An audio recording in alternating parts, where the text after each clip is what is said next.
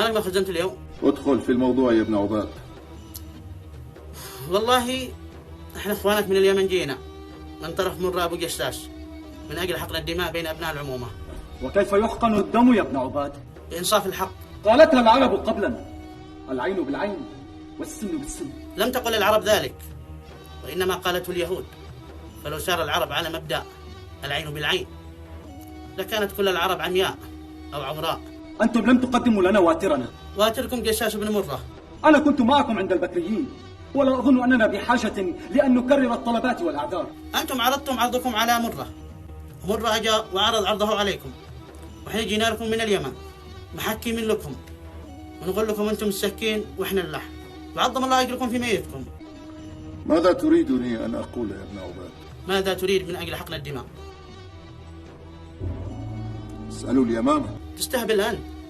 اقول لك جاي لك من اليمن تقول لي اسالوا اليمامة؟ قلت اسألوا اليمامة. طيب بسألها. يمامة، ابوك مات الله يرحمه، واحسن ما يجلسوا يتقاتلوا عمامك واخوالك ما تشي عشان يبطلوا المقاتلة بينهم. أريد أبي. يا بطل أبوك خلاص مات ما عاد يرجعش. أريد أبي حيا. من وين يجيب لك أبوك حي الله يرضى عليك؟ سلامة تطلبه من أمازون ولا من وين؟ يا أخي فهمها. مالك صلى على النبي ريح الحين ما تكملناش الكلام. أما أنا فقد أنهيت كلامي. الله معك.